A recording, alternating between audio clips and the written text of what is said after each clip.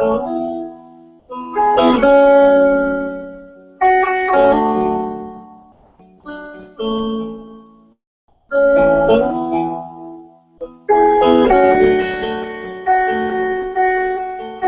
do you know that Bob Dylan is one of the greatest songwriters who ever lived? Because he phoned this in and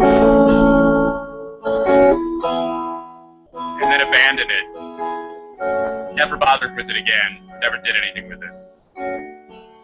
And Old Crow Medicine Show turned it into a huge hit. And Darius Rucker turned it into a huge hit.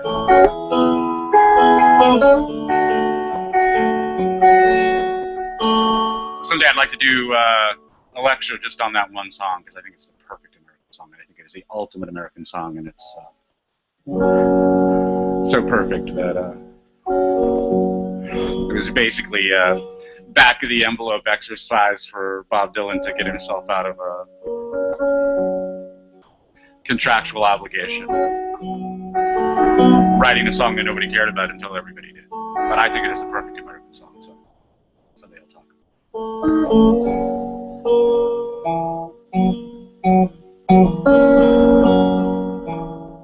I have been talking to Kathleen about the idea of greeting strategies that I address in Shiley's Delight. Shiley's Delight is out. It's published. I announced it officially Friday. It's been available since Tuesday, so it's the way I work, that I don't make public that a book is available until I'm really sure I'm done with it. And so it is available. You can get it for 99 cents on Amazon right now. You can have a printed book for $9.99, but really it's 32 pages. You're going to feel like you got cheated if you bought a printed book. You should know in advance. My attitude is, if you're not reading Kindle books, then I don't understand you. I truly don't. People tell me, oh, I have to have a paper book. I can't stand it. Okay, fine. This will be published in the Kindle book called Things Dinosaurs Say. But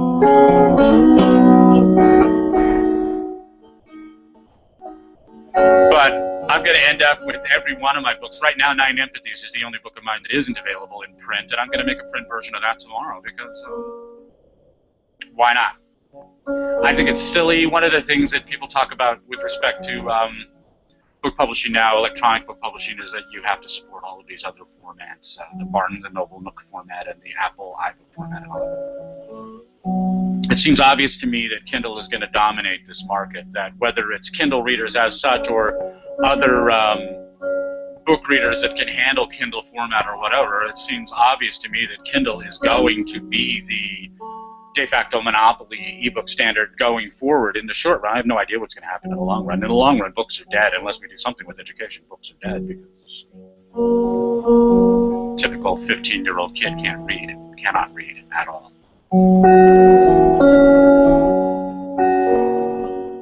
He will make some kind of pretense at reading if you challenge him to read, but the only challenge that matters is to pick a page at random from Moby Dick and get the kid to read it. You can mark him down for every mispronunciation, but the real challenge is when he finally works his way through one page of Moby Dick read aloud, maybe a 20-minute exercise, but when he finally gets done with all that, we can talk about what he read. And you find out he can't read. So the future of books is me, frankly. The future of everything of Western civilization is self-adoration, whether you learn it through me or from someone else. This is where Western civilization is going to be, because the rest of Western civ is being abandoned, whether it's being abandoned by its explicit enemies, the Marxists, or it's being abandoned by its implicit enemies, people who are alleged defenders of rational values. They're not. As we've talked about before, that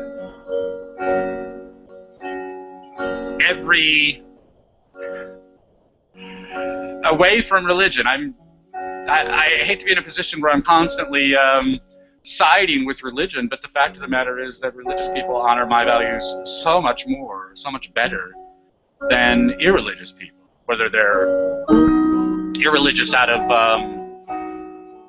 by default from, not doing anything explicitly, or they're anti-religious, like most vocal atheists, it really doesn't matter, because people who don't hew to religious values typically are de facto Marxists anyway. They're not aware of it, and they're not. They would certainly deny that, and they would list all kinds of reasons why they are anti-Marxist. But if you are anti-family, you are pro-Marxist. And if you are not explicitly and adamantly pro-family, you are anti-family. Simply because, as with sane Muslims, if you don't say no, you said yes. Cum taces clamas. When you are silent, you shout. So to fail to defend self-adoration, to fail to defend the family, to fail to defend human sovereignty, to fail to stand up and say, hell no, I do not agree, I don't go along with that, you're not speaking for me. To fail to say those things is to consent. Cum taces clamas. But I've been talking to Kathleen about greeting strategies, and she kind of looks at me askance because I keep pointing out that the driven strategy is affection. The driven greeting strategy is affection. She doesn't feel that for me, because when I'm most driven, I'm kind of abrupt. But I keep pointing out that it's greeting strategies, and greeting strategies involve people who are essentially strangers, that ongoing relationships have more complicated communication strategies. But new relationships start with a greeting. And the question is, what kind of a greeting is it? The incandescent and cautious strategies, I and C, greet by aggression. The cautious strategy is, don't bother me, don't bother me, don't bother me, get out of my sight, get out of my light, get out of my office. Or simply to ignore you, to neglect you, just to reject you de facto, to not offer any greeting whatever. Is to acknowledge your presence by pretending to have not acknowledged your presence is an act of aggression. That's an insult de facto, even though there's nothing you could point to that was insulting. What you have is someone who noticed your presence and then deliberately pretended to ignore it. And that is an aggressive act. It's not terribly aggressive, and it certainly doesn't warrant any sort of vigorous response. But it is aggressive, and it's intended to put you in your place. It's intended to dominate you. The incandescent strategy is to greet you by scorning you, by snubbing you, by rejecting you, by putting you in your place. In both of these cases, the incandescent and the cautious strategy, the idea is to put you in your place, to put you one down, to put you on notice that you are a supplicant and that you don't have any rights. You don't have any right to be there, you don't have any right to association, and you don't have any right to expect better treatment. The driven and the sociable strategies are both affectionate in their greeting strategies, and it's important to understand that the driven and the social strategies are both reciprocal. They both anticipate reciprocal transactions to mutual benefit, and therefore they're affectionate in their greeting strategies in order to set that process in motion. I'm going to offer you an affectionate greeting strategy as a way of introducing myself with a gift. The incandescents and cautious people introduce themselves with a penalty, with a tax, with a pain, with an injury. Slight, minor, meaningless, nevertheless an injury. And the driven and social strategies are exactly the opposite, to introduce myself with a gift. The gift may only be my smile or my good wishes for the day. Hey, how you doing? What a great day. But nevertheless, it is a gift. It is an affectionate greeting. It is intended to establish the basis for further affection. Because the more we interact with each other affectionately, the more we can trade to mutual advantage. And that's the purpose of all of this, is to arrive at the satisfaction of my needs. All of these greeting strategies are pursuing values, obviously. The incandescent is looking for your admiration, your appreciation, your acclaim.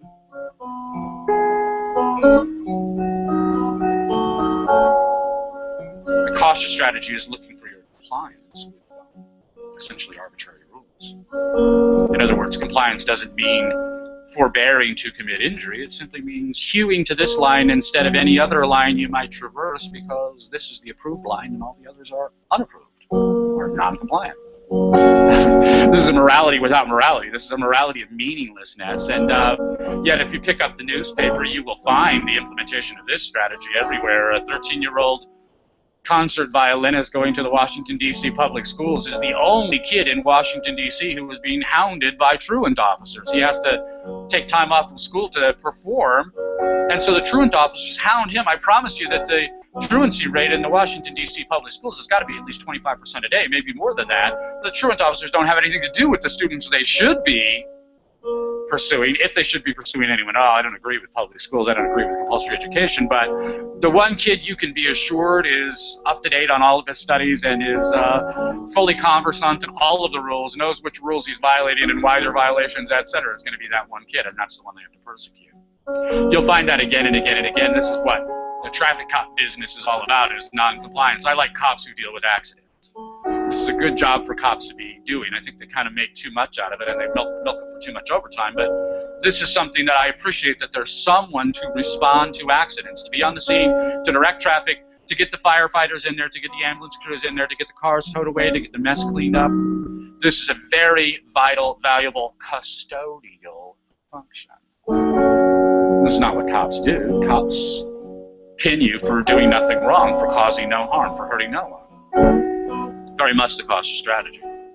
But all of this aggression is really about dominating you, putting you in a position where you, on your own initiative, circumscribe your own actions. You forbear to do things you might otherwise do, forbear to do things you really want to do, in order to avoid being scorned by the incandescents or scolded by the cautious. You are not chained by any hand other than your own. I frequently get email from libertarians who want to tell me how enslaved they are. And I think this is bullshit. I don't obey any rule or law that I don't want to. And I'm not some kind of huge demon scofflaw or anything at all like that. The things that I want to do are pretty normal and pretty middle class, but I do them my way, and if I happen to be in violation of some law, I don't give a shit. I do not give a shit. Because I know nobody's going to do anything about it. They're always going to be looking for the tall poppies, and I, to the extent that I camouflage myself, I make it a point to not look too much like a tall poppy when I'm violating the law. When I know for sure that I'm violating the law. Oftentimes I don't even know, because there are too damn many laws to know about. Ignorance of the law is no excuse. I want to put some judge to the test. Arizona Revised Statute, Chapter 32, Section 71, Part A. Tell me what that says, Judge, because ignorance of the law is no excuse. And you're paid to know. I'm not paid to know. I'm taxed to know the law, but you're paid to know the law. So tell me what it says right there. Just tell me from memory. Quote it verbatim, would you? Because ignorance of the law is no excuse. I give a shit about any of this, and none of this means shit to me. And if it does to you, then you're laboring under an illusion, because the fact of the matter is, if everybody decided all at once to do the verboten thing, they couldn't do anything about it. They cannot jail everyone. They depend on you to jail yourself. Stop doing it. Stop doing it. I want to make a finger gesture here. Little boys, and in public schools, if they make that finger gesture, will get sent home. They will be expelled from school, suspended from school, suspended for 3 days, because it looks like a gun. This is really, truly, amazingly dangerous. If I point this at your face and go, poop, poop, poop, poop, poop, nothing will happen. But if I had a little boy in school now, I used to have a little boy in school. We pulled him out of public school because they were so terrible. But if I had a boy in public school right now, I would encourage him to make this gesture all the time, and point from here to here, from here to here, from here to here. Make sure that the people see you pointing from here to here, because what you're doing is explaining to one of your young charges what a hypotenuse is. This is a right triangle. A squared plus B squared equals C squared. I was explaining the Pythagorean theorem. How is that against the rules? And I wish all little boys would do this. I wish every little boy in every public school would make that shape until they kick them out. When they throw somebody out for wearing a T-shirt, a verboten T-shirt, I don't care what it is that's verboten, because it doesn't matter. It's just a T-shirt that nobody else is wearing. The next day, everybody should wear that T-shirt. When they persecute one of us for a meaningless crime, then every one of us should commit that meaningless crime. Make them persecute us all. This is absurd, it's insane, it's evil, it's awful, it's wrong, but the only way to combat it is to take the absurdity on head on and illustrate how absurd the claims are. And the way to do that is to make it ubiquitous. I am Spartacus. But the affectionate strategy is so much better in every way. It's better from the inside out, because to respond to people affectionately makes you feel good. And to have them respond to you affectionately makes you feel good. And to play that kind of ping pong where you're each responding to the other with affectionate displays causes the affection to escalate. This is how friendships are built. This is how long-term business relationships are built. By mutually affectionate displays over time. And it's, affection in this case just means pleasing to me.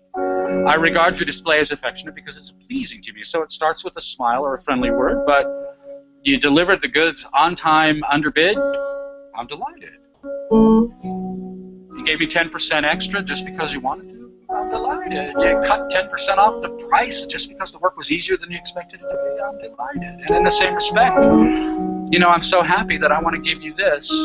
This is what I make. This is what I do for a living. I want to give it to you for free because I'm so grateful for this relationship. I mean, I understand it's just business. It's business for me. It's business for you. And someday I will go away.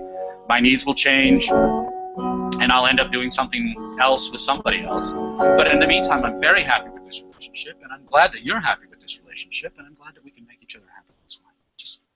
It escalates. It builds on itself. And the same thing in your friendships and in your romantic relationships and your relationships with your children and your relationships with your pets. No one would ever think of trying to scorn a puppy into loving you. You chase a kitten away, the kitten never comes back. I wrote a short story about that. I think it's a really amazing illustration of how much wiser ordinary mammals are than we wise mammals. That when you scorn a cat, the cat may come back, but it'll be slower and more timid about it. You scorn it a second time, you're probably done. If you really need to go for a third round, you'll never see that cat again. That cat knows better than to come near you because that cat knows that you're aggressive, that you're mean, that you're dominating, that you are a tyrant, that you are evil. From the point of view of that cat. The cat can't name an idea like evil, but a cat knows enough about self-preservation to avoid an asshole like you. Humans aren't that smart. I want them to be that smart, and that's one of the things that I want to have happen as a result of Shiley's Delight, is for people to get smarter about aggressive displays. That when you first meet someone and the very first encounter you have with that person is some sort of an insult, it's never going to get any better. That's as good as it's ever going to get. It's going to get worse from there. That the rancor, the acrimony, the punishment, the domination, that will only escalate. Just as if you engage in mutually affectionate displays over time, the relationship will quicken, it will improve, it will escalate. In the same way, that kind of contempt strategy will quicken over time also. The opposite direction will only get worse. And so if someone confronts you with an affectionate display, the intelligent thing to do, if you can, the intelligent thing to do is get away right away. Go do business with somebody who approaches you with affection instead, because an affectionate relationship will get better and an aggressive relationship will always get worse. And the way it gets worse is either the relationship breaks apart, you eventually do escape, or you end up a prisoner in that context, in that circumstance of the person who is aggressing against you. This is a necessary consequence, and I can actually demonstrate this. The iterative reasons for this are discussed in Shiley's Delight, why this happens, why a relationship that begins with aggressive displays is always going to deteriorate into either a breakup or a prison camp. No alternatives. But I'm aware of this in my business life. This is a matter of philosophy for me, and that's why we're talking about it, but I'm aware of this in my business life because I'm a henchman. By trade, I'm a henchman. I don't use that term anymore. That's a term that you'll only find in Robin Hood books. But I'm a real estate broker. That's what I do for a living. I'd love it if my books paid for my living expenses, but they don't even pay for themselves. They cost me work. I've worked that way all my life. I've done really important work for something less than 15 cents an hour all my life. I laugh at people who want to get paid $15 an hour for doing a dumbass job that I promise you a robot will be doing within 2 years. I'm revitalizing, reviving, revivifying the philosophy that built Western civilization and doing it for substantially less than 15 cents an hour. But I make my living as a real estate broker, and part of our real estate brokerage is property management. I manage rental houses, single-family rental houses, which means I have to deal with strangers all the time, and we deal with strangers by affection in every way we can. As a property manager, as a real estate broker, I'm essentially a landlord. I represent the landlord. I don't own any rental property of my own, but I represent landlords, and I act in their place. And so I am the guy who will be responsible for the eviction if you don't pay your rent, except that we don't do evictions. We did one very early on when we did this, and it was awful. It was a disaster. In fact, it was financially beneficial for the landlord. I represented the landlord in the eviction in court. We had an attorney, but the only question that mattered was related to late fees, and we had charged every penny of late fees that we were entitled to, like 7 months worth of late fees. And had the tenant been prescient enough to know that he could have said, hey, wait, that's not fair. They should only charge me late fees for the last month, the judge probably would have knocked it down. So the landlord ended up making huge money on this eviction, but it was a disaster. It was a nightmare, and I felt terrible about it. It was awful. It was awful for everybody involved. And I resolved at that point we were never going to do it that way again. If you read a lease or if you read a finance agreement for a car or something like that, you will find out that you are agreeing in advance to, in rental housing, it's called a forcible detainer action. With an auto loan, we call it a repossession. I don't know what it's called in the contract language. I've never had an auto loan, so I don't know what they look like. But you agree in the lease to the forcible detainer action. You are agreeing to be forced out, and this is what would happen.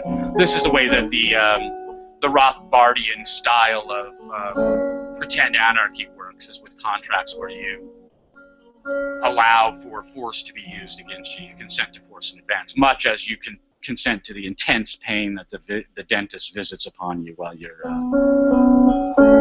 under the influence of nitrous oxide. You're consenting to incredible violence. Surgery is the same thing. You're consenting to incredible violence in advance. And with a lease, you're not consenting to anything nearly that intrusive, but you are consenting to me being able to hire a constable to put you out on the street, to change the locks, to keep your stuff, and if you don't claim it within 14 days, I can sell it all for any price that I want and give that money to the landlord. All of this is vicious. I hate it. Terribly aggressive, amazingly aggressive. Whether it's consented to or not, I don't want any part of it. And so we did that one forcible detainer action, and I've never done another one. And we don't really have a problem. We're very good at what we do, so we don't have many problems like this. We haven't had any problems for almost 2 years. But the last time I had to deal with something like this, we do this by negotiation. We do it by negotiated lease break. You have a problem, you can't pay. My landlord has a problem, he needs to get paid. We need to work this out. And so we do. We work it out by negotiation. And it's amazing how easy it is. I suppose if I ever get to somebody who really won't negotiate, then I may have to resort to some more aggressive means, but I never have had to so far. And the last time that I put anybody, this is funny, Shale, I don't know if you can hear her or not, but she's started a religion and she's praying for palliation. I'll talk about this sometime. It's funny to watch a cat cargo cult in action and see how much it is exactly alike the rest of all religion, how ridiculously ineffectual it is, and how completely pointless it is, and how amusing it is. We'll talk about it someday. But we never have a problem, and the last time I had to do anything like this was New Year's, almost 2 years ago, New Year's. And I took a mother of 4, single mother of 4 very young children, the oldest couldn't have been 6 years old, and put them out on the street. And she hugged me for it. She hugged me. That was great. That was really nice. That's exactly the way I want things to work out. I could not be sadder for her that she wasn't able to perform, but I was in a situation where I had to perform. And I wanted to work it out in such a way that everybody would be happy at the end, that we would be happy, that the tenant would be happy, and that the landlord would be happy, and that's the way we worked it out, and therefore there's no enduring rancor. That's the beauty of working by affectionate displays, even in situations where you might argue that you are justified in using aggression. If you can work it out with affectionate displays, then at the end of the process, everybody's happy. Nobody feels like they got cheated or used or abused or beaten up.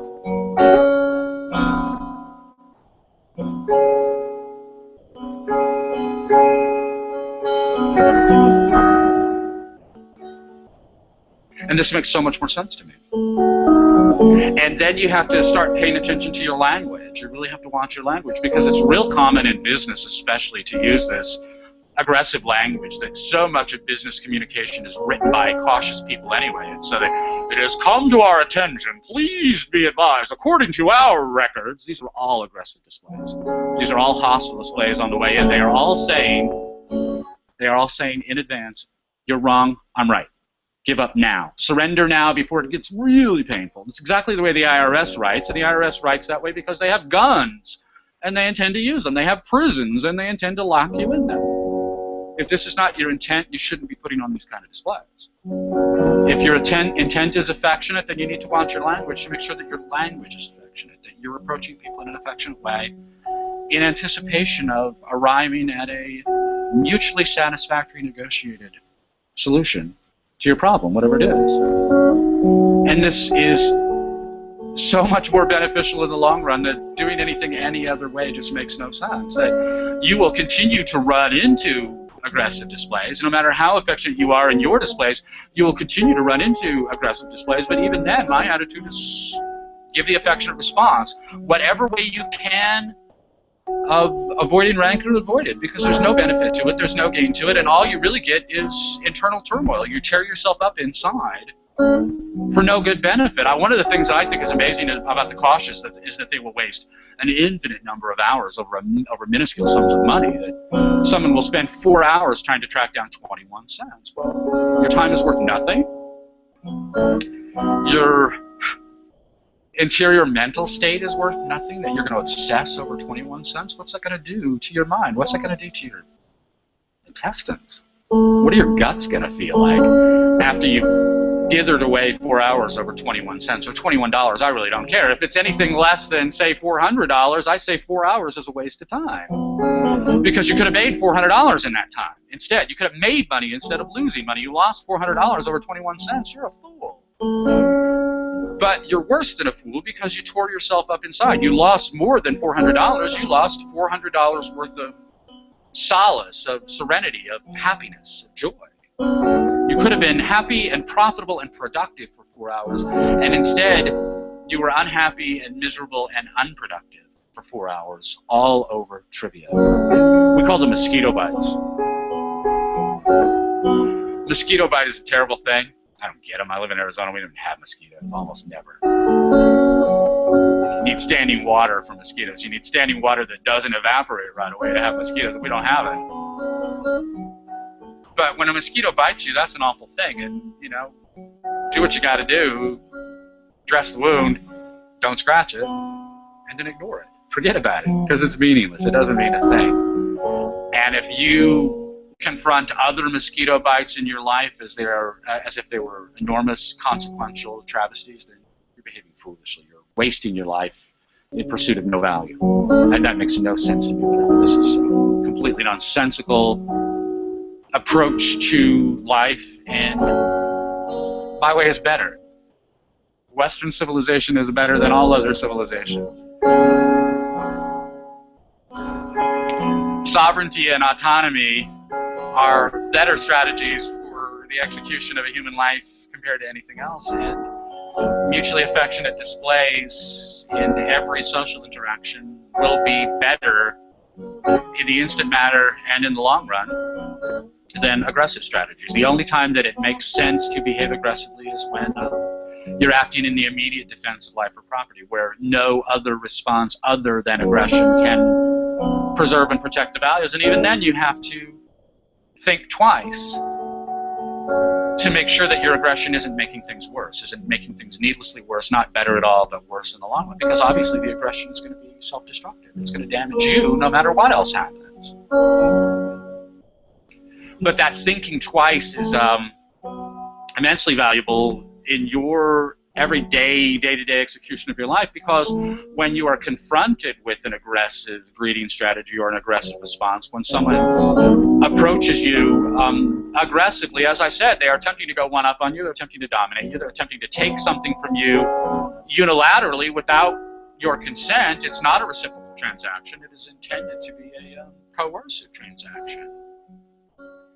And when you're confronted with that kind of thing, it's very common to either buy into the premise of the aggressive display, why are you so late, where's my money, and to get defensive, or to respond with aggression, which is even worse. What you need to do in that circumstance is take one step back and take a minute to think and try to figure out what the display means, and then respond to that instead.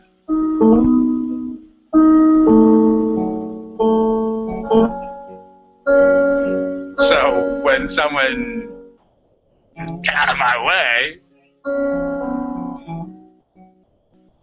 I'm sorry, I wasn't aware this was your property.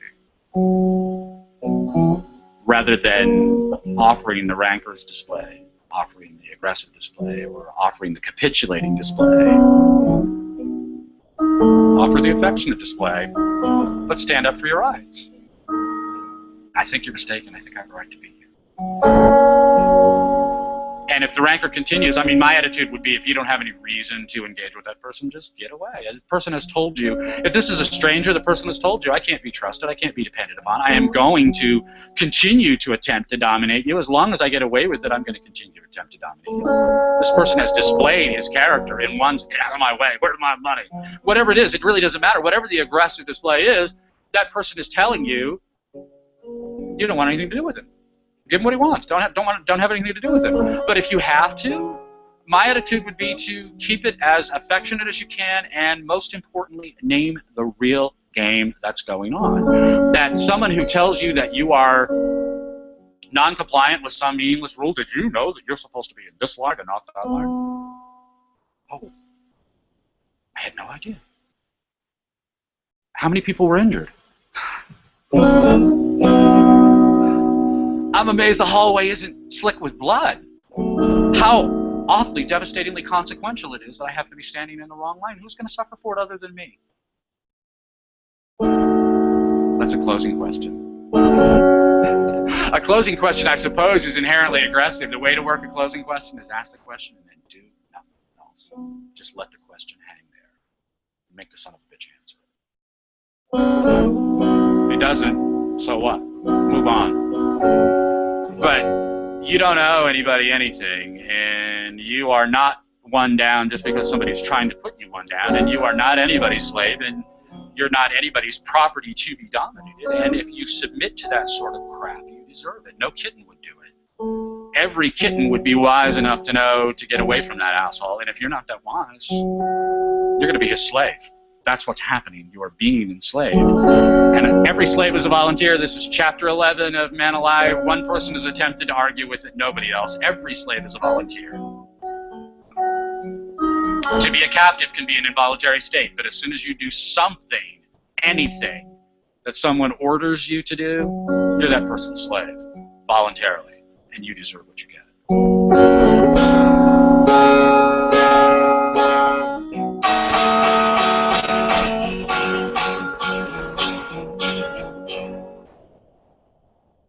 You can get Shiley's Delight at Amazon. You can get all of my books at Amazon. I wish you'd go buy them all. I don't need the money. There is no money in this. If you buy them in Kindle, I think I make like 35 cents a book. I'm not doing this to make money. I only charge for books because people don't respect free books. I would much rather give my books away free, and I'd like to give them to 7 billion people. If I could get 7 billion people to read Shiley's Delight, the world changes tomorrow. Everybody who reads this book will be a better person because of it. It's going to take you 45 minutes. It's very short. I'm doing the best I can to write as briefly as I can because I know I'm competing with everything else in the universe for your attention, and I want it. The I want your attention, and so I'm not going to waste your time. That's my promise.